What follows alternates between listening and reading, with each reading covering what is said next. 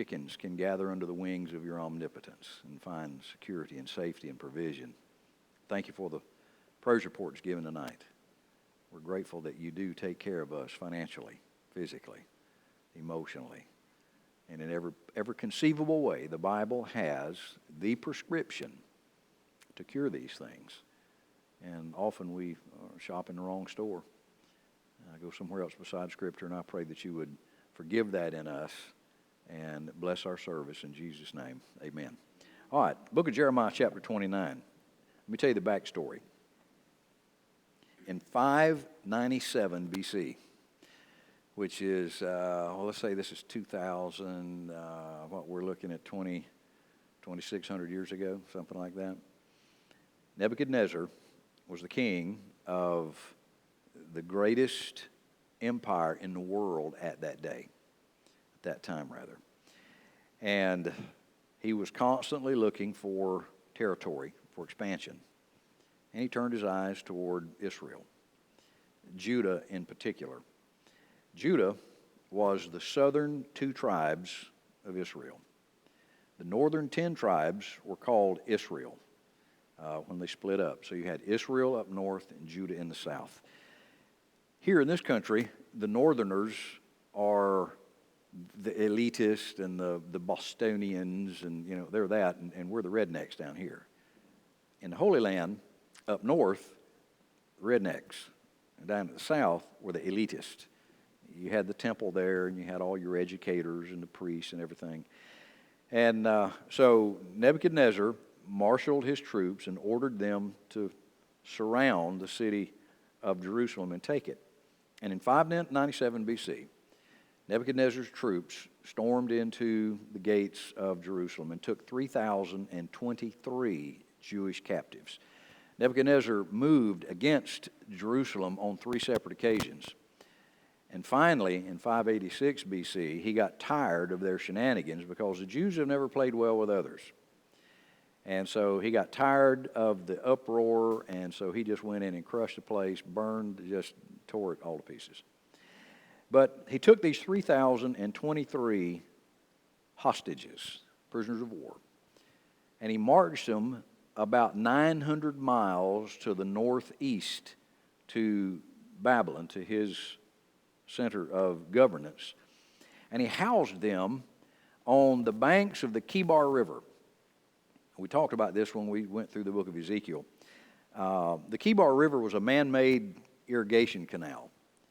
And there was a ghost town that was located on the banks of this river. And he relocated them in this ghost town. And that's where they want to stay. Some false prophets, some preachers started running around town saying, don't unpack your bags, we're not here very long. We're going to be home in just a little bit. So those were false prophets, and then the Lord calls this gentleman by the name of Jeremiah, and of course Ezekiel is preaching, or did. And the word from the Lord was this: no, unpack your bags. Build a business. Build a house. Marry your kids off. You're going to be here for 70 years. And so they were there for 70 years. Many of them died right there and never came home. Daniel was one of them that was taken at a later time. He never came home. He stayed in Babylon through the length of at least 3 worldwide government changes. The guy was fantastic. Now, the Babylonians were the avowed enemies of the Jews. As a matter of fact, everybody was an avowed enemy of the Jews. Everybody. They always have been. And their culture, their values, their beliefs, and their theology were all polar opposites to Israel. Israel is the first nation in the world that came to understand monotheism. Every other culture and every other country in the world was polytheistic. Now, monotheism is the belief in one God. This was unique in all the world. Polytheism, poly means many. And so every other culture had many gods. India today has over 300 million gods. 300 million. And so they are polytheistic to the nth degree. And so we've got these stormtroopers came into Jerusalem, snatched these people out of their beds, their houses, their neighborhoods, their businesses, force-marched them 900 miles, stole them from their culture, stole them from the temple, stole them from family, stole them from their world, and put them in a foreign place, and they hated it.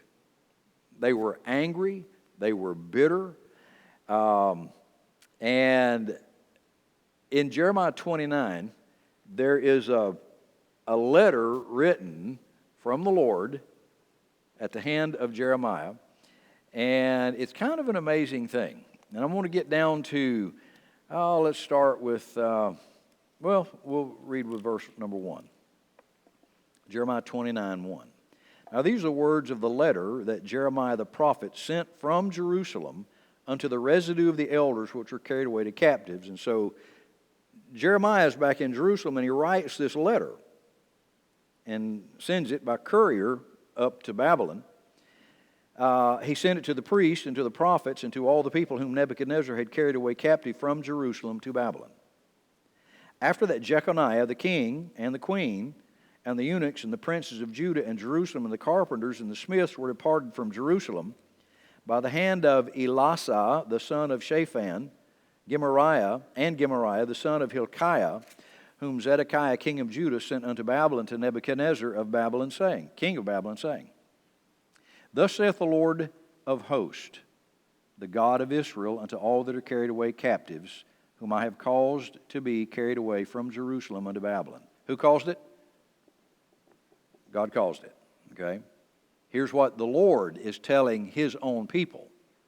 Build ye houses, dwell in them, plant gardens, eat fruit of them. Take ye wives, beget sons and daughters, and take wives for your sons. Give your daughters to husbands, that they may bear sons and daughters, that they may be increased there and not diminished. Now here's the amazing verse to me. And seek the peace of the city, whither I have caused you to be carried away captives, and pray unto the Lord for it, for in the peace thereof shall ye have peace. Now, here's the deal. You've got the Babylonian warriors come in, disrupt your world, destroy your world, jerk you out of your home, take your sons and your daughters. They vacuum you off, 3,023 of them, get stolen from their world, from their home, and relocated on the Kibar River. And the Lord says, now, here's what you do. Pray for the Babylonians. Say what? Pray for not only the Babylonians, pray for Nebuchadnezzar. Pray for the city that has captured you. You find that a little odd? What would be the normal response to somebody that did that to you? They better sleep with one eye open, right? If I have a chance, you know. And so here's what the Lord tells them to do. Now, first of all, it wasn't the Babylonians that did this. God did this. Now, did He use the Babylonians? He did indeed. He used Babylon as His instrument, but this was all orchestrated by God. So there's no reason to get mad at the Babylonians. In reality, there's no reason to get mad at God, because the Lord is about to unfold Pandora's box and tell them, here's why you're here. No reason to get mad at anybody but the ones who caused this whole thing to be possible. And so to me, it is so counterintuitive to human intelligence. People that appear to be doing you wrong, we have this innate tendency to want to do them wrong right back. We just have this tendency. You hit me, I'm going to hit you. You say this, I'm going to say that. You do this, I'm going to do that. That's the way human knowledge and logic works. That's not the way God thinks. And here's why. the Lord tells the Jews, pray for the peace of your captors. Why would he do that? Because if they are at peace, guess who is going to be at peace along with them? You will be. Now, if they are troubled, guess who they're going to take it out on? If they're in a bad way, guess who is going to be the blunt edge of that? And so the more you pray for them, the better it will be in your circumstance. Now, look in the book of Matthew chapter 5. This is not just a random event in the book of Jeremiah, but look in Matthew chapter 5. Matthew 5, beginning with verse 43. Ye have heard that it hath been said. Now you notice, this is Jesus. You notice that he didn't say, you have heard that it has been written. You have heard that this has been said. In other words, he is quoting some teacher in the past that had a bad attitude. And so he says, you've heard that it has been said, love thy neighbor and hate thine enemy. You've heard that said, right? That's one of those old wives' tales that float around town. But I say unto you, love your enemies. This is nothing new. He told the Jews in Babylon 600 years before, pray for these people. Do them right. Pray for their peace. Bless them that curse you, do good to them that hate you, and pray for them which despitefully use you and persecute you, that ye may be the children of your Father which is in heaven. For he maketh his sun to rise on the evil and on the good, and sendeth rain on the just and on the unjust. All right, now look in the book of Luke. In Luke chapter 6, verse 27... But I say unto you, hear, love your enemies, do good to them which hate you, bless them that curse you, and pray for them which despitefully use you.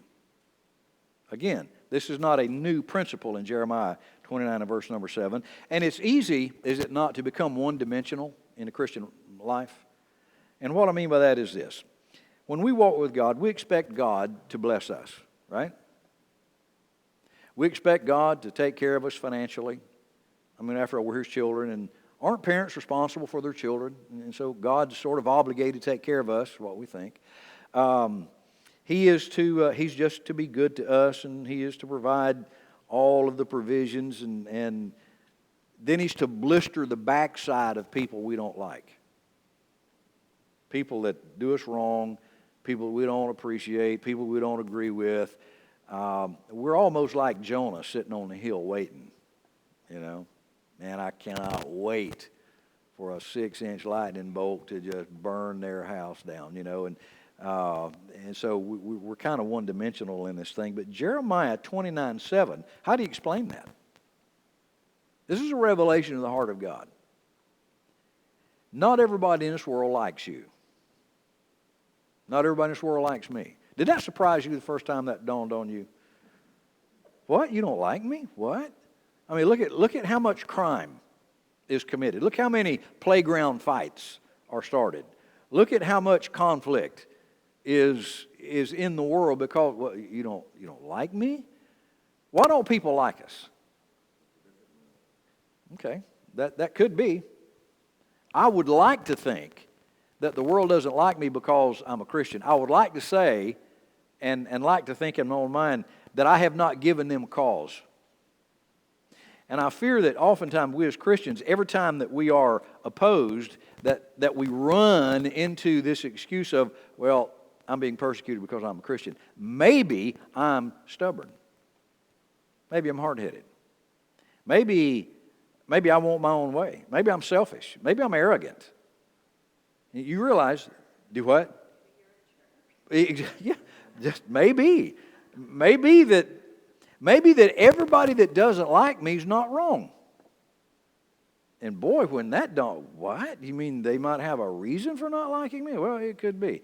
Now, let me share some lessons with you out of Jeremiah chapter 29 and verse number 7 that aren't very pleasant, but they're true. All right, here's lesson number 1.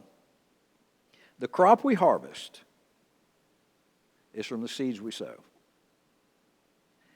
Now, look in Isaiah chapter 2. Go back and look in chapter 2, and then I want to read verse 5 through 8. Let me get to it. Isaiah 2. O house of Jacob, come ye, let us walk in the light of the Lord. Therefore hast thou forsaken thy people in the house of Jacob, because they replenished from the east. That means they replenished their ideas, their theology. They got new information from the east, which has always been a bad spot for this kind of thing. They've been replenished from the east, and are soothsayers like the Philistines, and they please themselves in the children of strangers. Their land is full of silver and gold. Their economy was booming under Uzziah. I mean, just booming.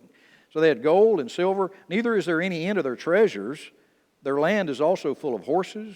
Neither is there any end of their chariots. Oh, my word, things were just going well. Stock market was through the roof. Land prices were just crazy. But their land is also full of idols. Not only is it full of money, it's full of idols. They worship the work of their own hands, that which their own fingers have made. And the mean man, that means average, the average man bows down, and the great man humbleth himself, therefore forgive them not. Now, why had Nebuchadnezzar been summoned to Jerusalem? Was it his idea? It was not his idea. The Lord made the phone call. God always uses people to either bring cursing or blessing into your life.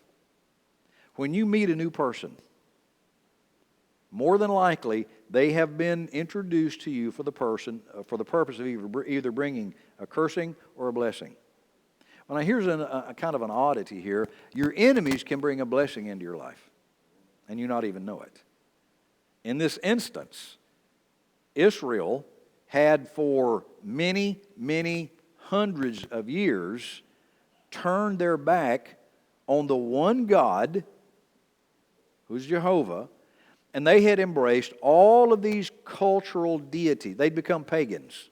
The Jews were pagans. They had also left off the Sabbath years, and we've talked about this before. They were home in their promised land. They'd been there for 490 years. They had neglected that seventh year Sabbath. They were supposed to let the land rest. They had neglected, how many of those? 70. 70 Sabbath years out of the 490 years. And so the Lord said, okay, you won't do it every 7 years. You won't do it on the installment plan, which would be a whole lot easier for you. And so I'm just going to make a balloon payment due. And so I'm going to just take the 70 years all at once, and I'm going to move you off the property. And that's exactly why they were in Babylon for 70 years. And so the seed that we sow is the harvest we get. Now, you don't always like the flavor of your harvest, do you? I've not always enjoyed the harvest.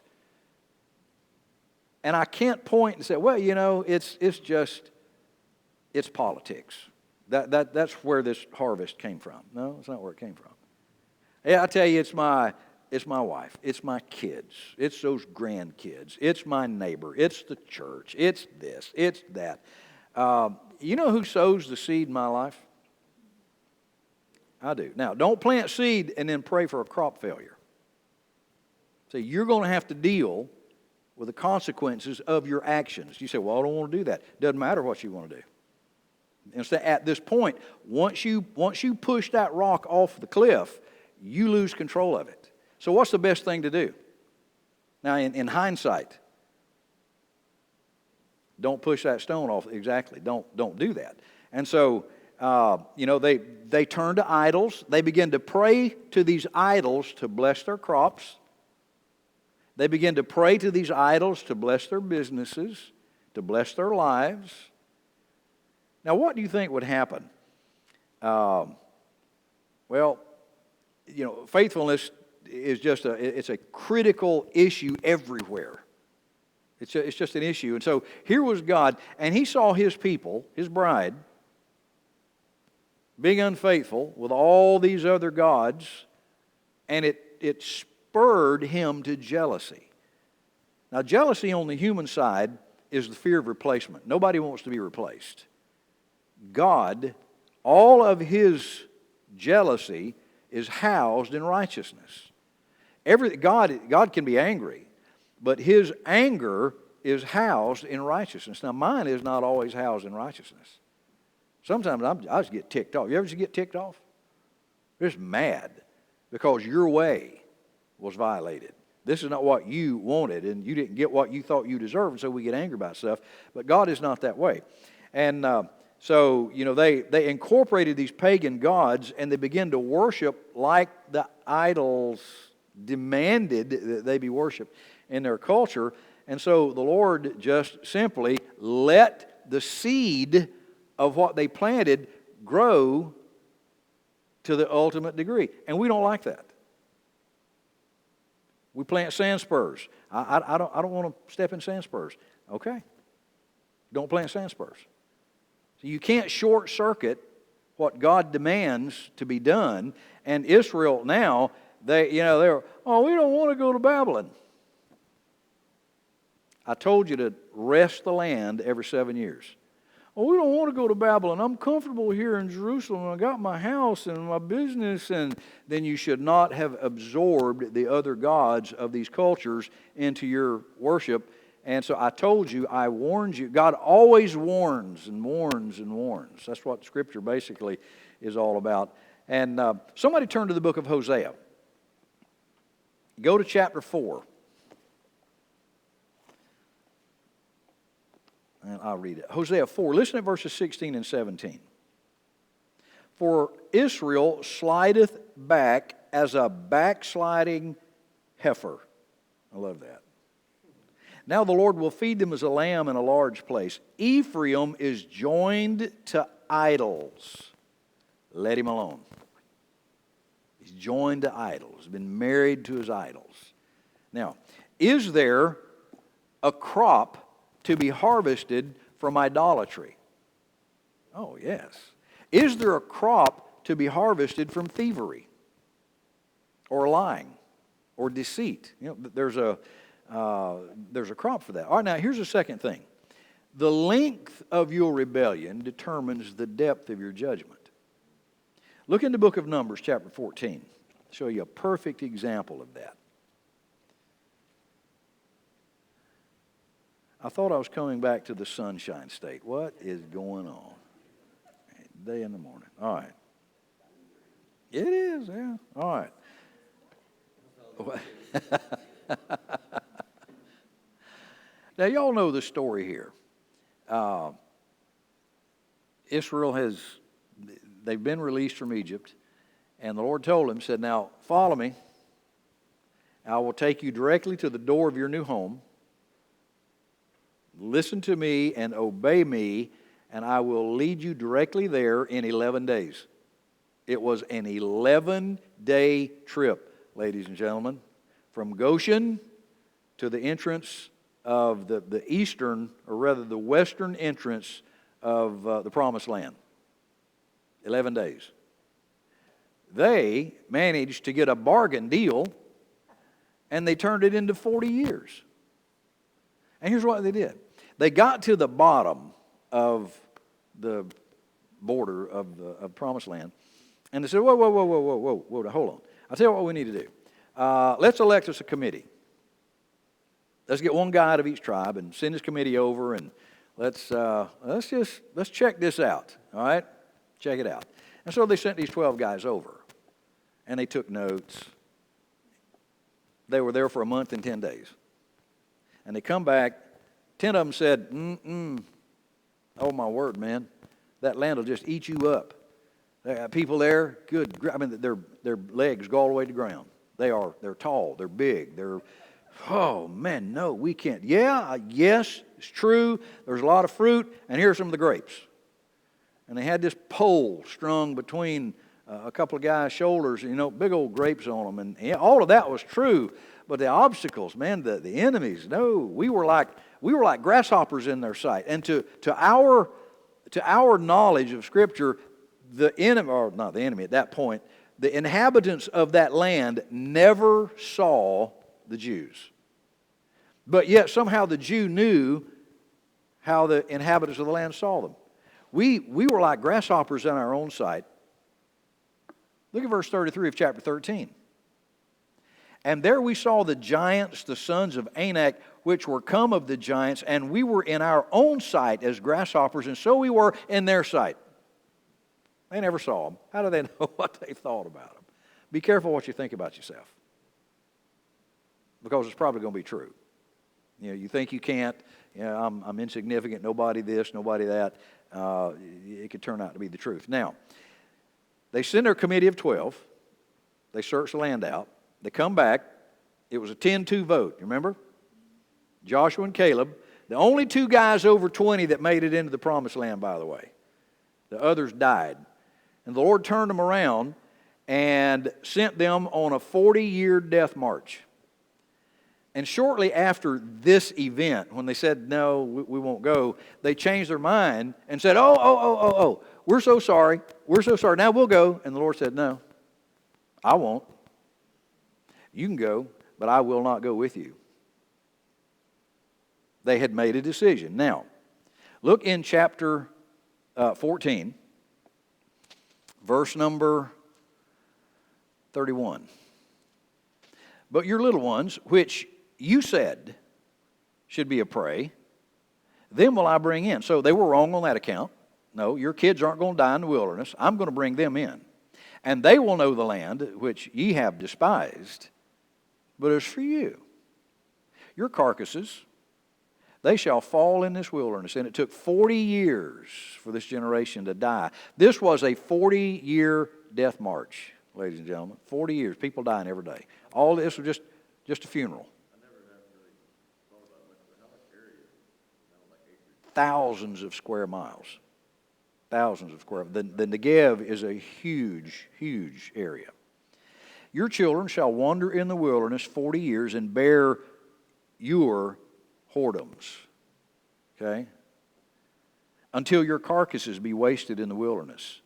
Now look at verse 34. After the number of the days in which ye searched the land, even 40 days, each day for a year, shall ye bear your iniquities, even 40 years ye shall know my breach of promise. The length of your rebellion determines the depth of your judgment.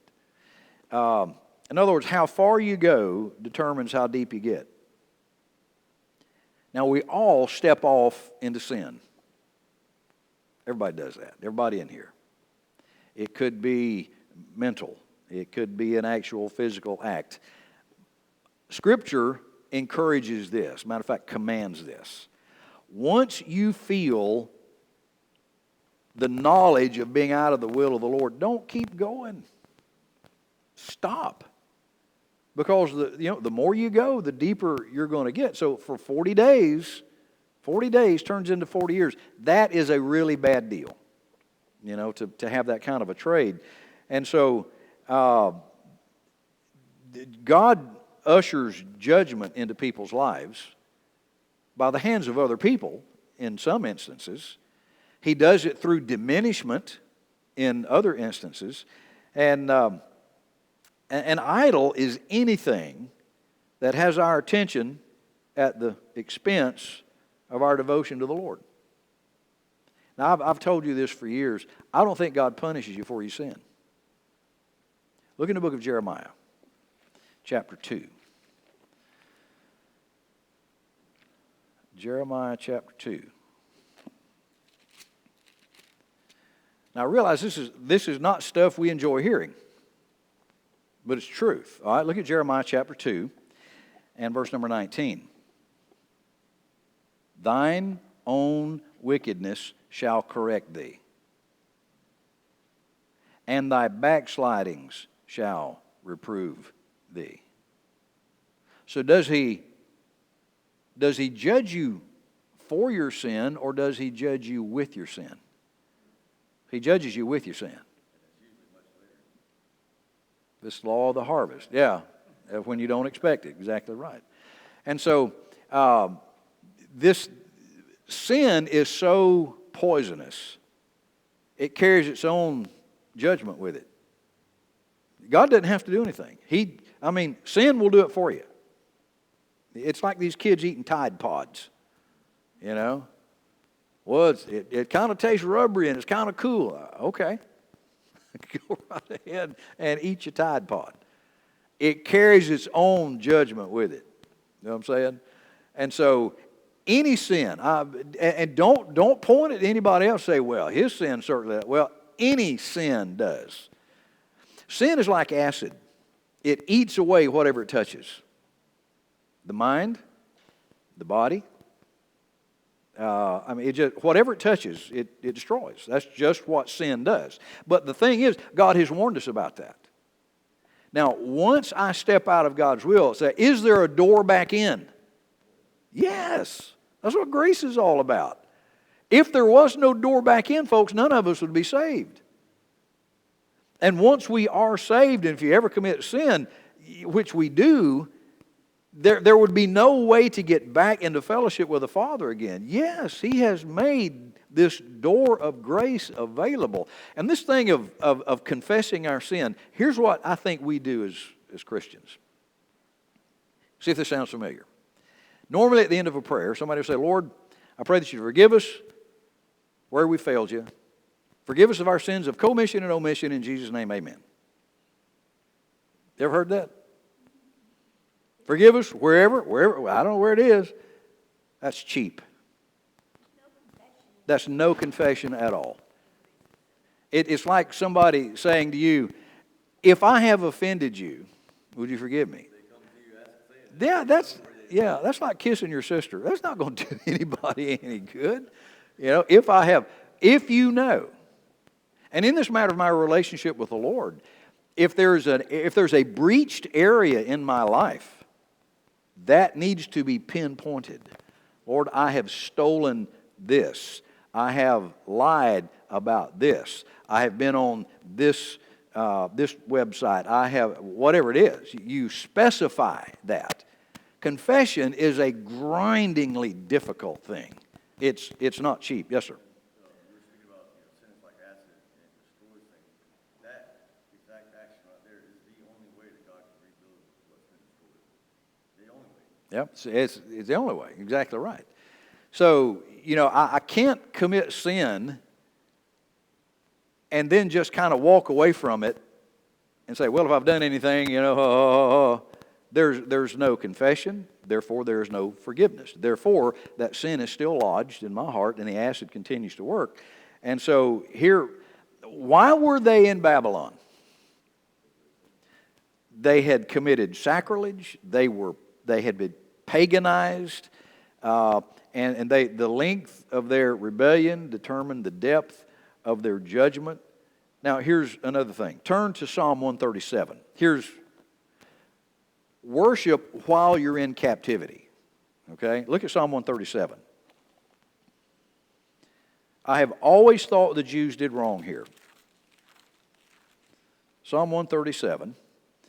This is the Jewish testimony from Babylon, okay? By the rivers of Babylon, that's plural, that's the Euphrates and the Kibar River, there we sat down. And here's what they did. We squalled. We wept when we remembered Zion. They were in a foreign country. They're not in their own house. Everything is new. It's foreign. It's wrong. It's different. They don't want to be there. So we just sat out on the front porch and we cried, There's my house at 1321 East Straight Street. It's empty right now. Probably coyotes are running in and out of the door. And we ought to be there, but so they cried. They remembered all of that. And here's what they did. Verse 2. We hanged our harps upon the willows in the midst thereof. They had the capacity to play their music, but they hung them on the trees. For there they carried us away captive. For there they that carried us away captive required of us a song. They were asking to be testified to. They were asking for it. Tell us about your God. How many times do you have that happen to you? Tell me about your God. Yeah, what an open door. They wanted. Now, whether they were doing it mockingly or not, I don't have a clue. Does it matter? The door was wide open here. And so they sing us a song. And they that wasted us required of us mirth, saying, sing us one of the songs of Zion. Get your hymn books out, boys. Tell us about how great your God is that protects from invaders like us. What a wonderful opportunity. They didn't do it. Now look at verse 4. How shall we sing the songs of the Lord in a strange land? Well, I'll tell you how, just like he did in Jerusalem. Well, it's because they didn't sing them in Jerusalem. More than likely. But they thought, I think there's a very significant fundamental misunderstanding of the character of God here. It's as though God only lives in Jerusalem. That's the only place He can hear us. That's where we're comfortable. That's home. That's the house. That's our home court. But now out here, we can't involve ourselves in worship here. And my question is, why? Why not? You ever been in a place that was just not comfortable? And have you said, I can't wait to get back to church so I can worship the Lord? I can't, man, I got to get this, I got to go here, and I got to be there. Why? Why do you have to come to a particular place? Why did they have to go to Jerusalem to take their harps down and play this music and sing these songs of Zion? Why not do it in the presence of their enemies? Why not do that?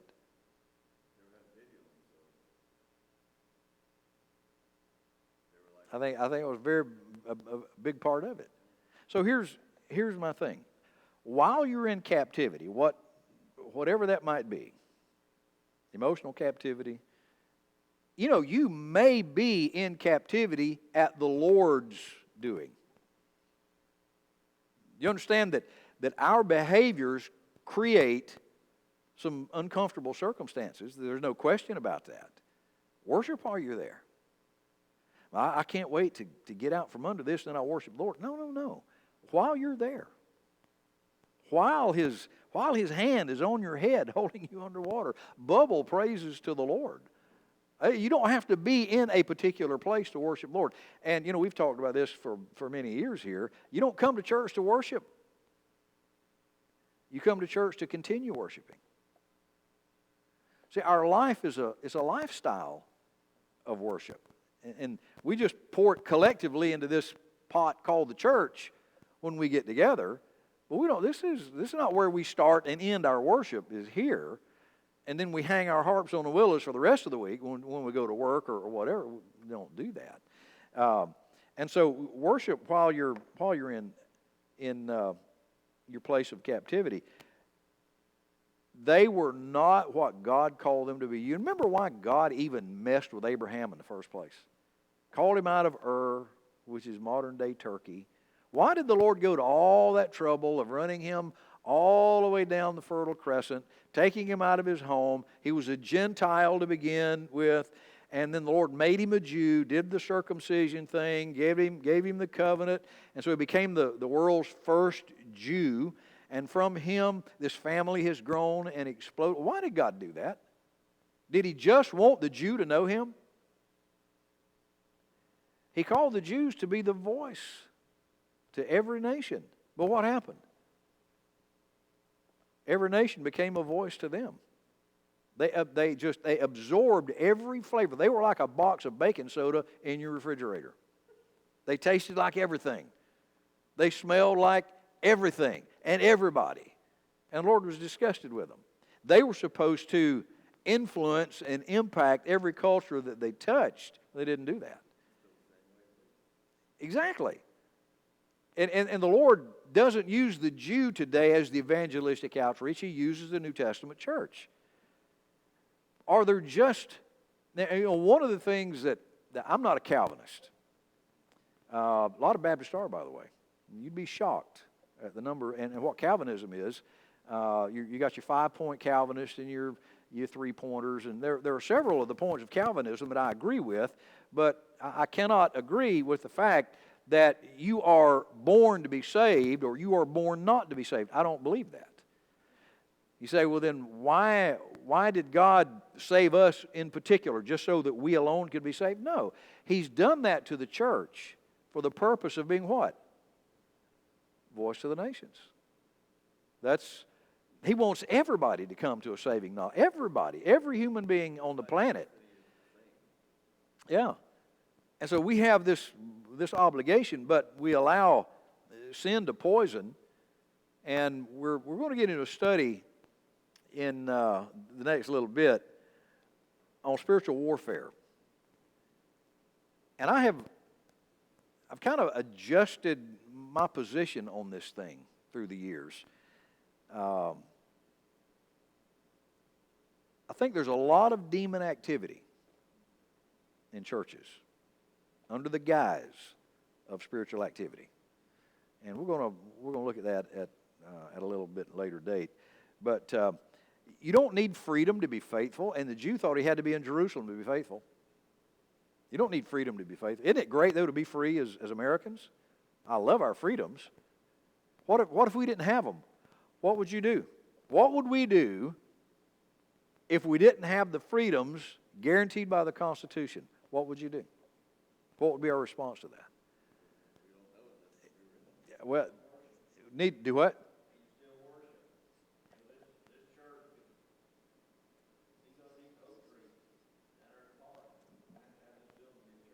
This is the church. This is a building. We could sell auto parts in this building, you know. But you're the heart. This is the body right here. And so you don't need money to be faithful. And I've got to admit, folks, we're spoiled. You got money in the bank, right? You got money in 401k. You got your passbook savings. Maybe you've got some mutual funds. You got some cash somewhere. You know, and if you don't have, you got your credit card. You can buy stuff. You could go buy anything at Walmart probably you wanted tonight with your credit card. We got food at the house. You got multiple changes of clothing in your closet. You've got one, maybe two vehicles that run. Right now, this rain is not getting on your carpet in your house. You got a good, tight house. It's waterproof. Folks, we are blessed. And I think we're to the point where we expect it. What would happen to us if these things became compromised in our culture? Would we continue to be faithful? Israel did not. And I think the bottom line in it is they never were. They never were. They were faithful to themselves. They were faithful to their culture. They worshiped Jerusalem. They worshiped the temple. They worshiped their system. But they didn't worship God. That's why they were so flighty. You know? Yes, sir. Is what? Exactly. Good way to put it, Brother Tom. It was their four-leaf clover. And that four-leaf clover had been taken away from them, and they just fell apart. And the psalmist said that if you come apart at the seams in the day of adversity, if you faint is the word, but the word faint means to come apart at the seams. If you faint in the day of adversity, your strength is what? Small. Their strength fell apart in the day of adversity. So their strength was small. Never was very big. And so that's why through history, the church has always muscled up under the greatest persecution. That's when it has just bulked up and gotten strong. And I think that we here in the United States, we don't know what it's like to have need. We don't know what that's like. We don't know what it's like to be persecuted. You ever been persecuted for being a Christian? I never have. I'm 66 years old. I've never been persecuted for being a Christian.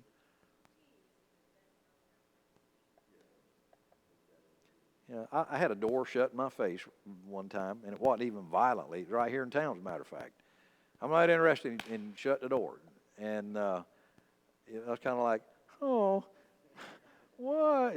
No, I wasn't like that at all. I've never been shot at. Nobody's ever threatened me with a knife. I've never been burned. Nothing like that's ever happened to me, and I doubt it's ever happened to you. And so, worship while you're in captivity. This is, you don't wait till you're in the right. Where's the right place? Exactly, right where you at, Jamie.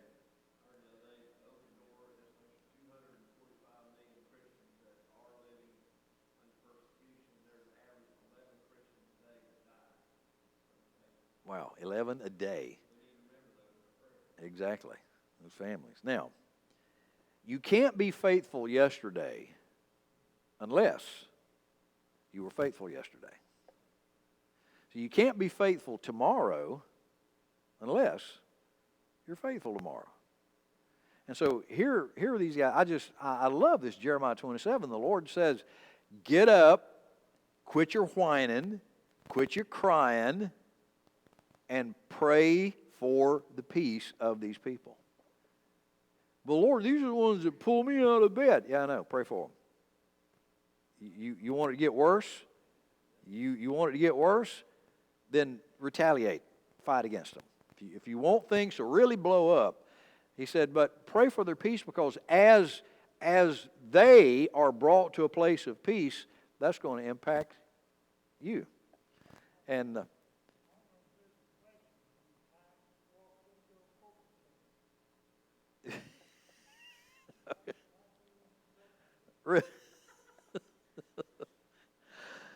so there are the three lessons that I look at here. Number one, the crop I harvest is from the seed I sow. Number two, the length of my rebellion determines the depth of my judgment. And number three, I need to worship while I'm in captivity. You ever been stupid? Can I use that word in church? I have been stupid. Thank you, Scott. I'm right there with you, buddy. I'm right there with you. I was stupid in the car today. And so, I'm going to share something with you. We're driving along, and I was looking, and Stacy asked me a question, and I said, I don't have to explain everything. And I knew immediately. Have you ever just... Yeah, just the moment that last syllable clears your lips, you're like, but it's gone. And she was very sweet about it. And we were crossing the Skyway Bridge, and I saw an airplane pulling something, like a banner or something. And I was like, what is that up there? What is that thing? And she's on her phone. She goes, I don't want to have to explain everything.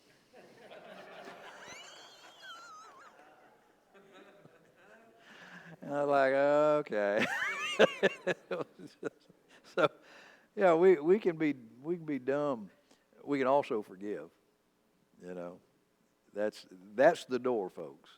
And we all, if you've ever fished, and a lot of us have, we got all kind of limits. You got your size limit, you got your season, you got your creel limit. You can only catch, is it what, one red?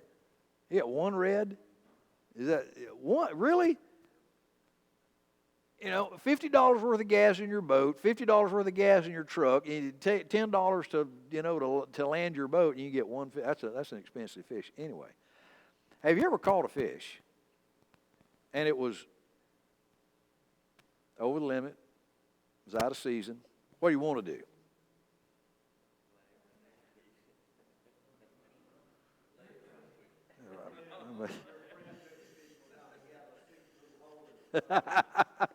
Put him in that little private slot up there, You gotta let him go. I've let some good fish go, and your heart just like swims off with it. I've let some good deer walk. That, I was on a hunt club thing one time, and 8 and above is all you could shoot. Anything under that was a $300 fine on the spot before you leave camp. And I was in my stand, and a buck would come in. I'm like, 1, 2, 3, 4. Okay, 1, 2, 3. And I get my scope. 1, I'd count his horns off, man. You know, if it was a 7-point, I was losing $300 on the way out. And so decisions create events. And so forgiveness, however, is just, it's releasing. Let them go. You say, well, I can't afford to do that. You can't afford not to. So we can't afford not to. Because that's internalizing this poison. It'll eat you alive. Unforgiveness is like when you drink poison and expect somebody else to die. That's not going to happen. So you release.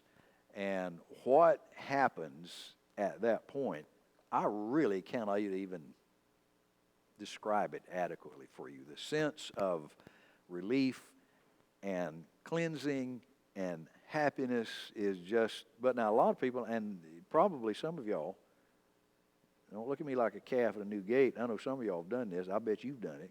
I've done it. You catch a fish as a kid, and you don't want to let him go, so you just throw him right back out. You ever do that? You ever fight him more than once? I knew you did that. I knew you'd done that. And I'd just wear him out till, it was like just dragging in notepaper after. He was just like, all right, look, get this over with, man. He just worn out. You say, well, I let him go. No, you didn't. You kept him hooked up. Now, when you let him go, you unhook him and let him go. And so this is what time and time and time again, God would forgive these people. And he told them through Jeremiah, he said, look, unpack, settle down, build you a house, get you a nice piece of property, order you some materials from Lowe's, build you a nice place to stay, get your TV set up. You ain't going anywhere for 70 years. Some of y'all are going to be so old you're going to die. You're going to be buried in the backyard. But I told you, don't do this. And you did. So you planted the seed. Now here's this harvest. And so anyway, while we're in this, this world, this is a nasty place to live, isn't it? There's some horrible things that go on in this world. Just watch the news every night. Worship. When we come here, continue worshiping. When you go to work, continue worshiping. When you go home, continue worshiping. Never stop. You just never stop. And so good lesson learned out of Jeremiah 29. Boy, they blew it. What an opportunity they had to be a witness in front of the biggest, baddest, nastiest bunch of people on the earth at that time, and they zipped their mouths shut and refused to sing a note. And I think they did a terrible injustice to the Babylonians. Did a terrible injustice to themselves as well. So anyway, yes, sir.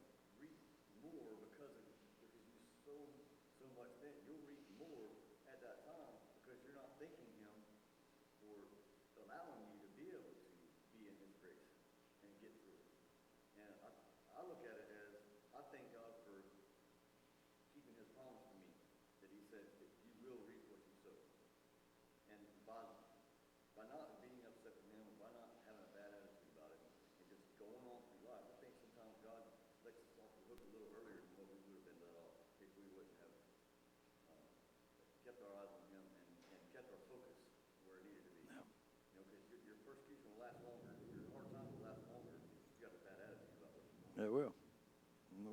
Good point. Y'all ready to go to the house? I don't know that I'm ready to get out in this or not.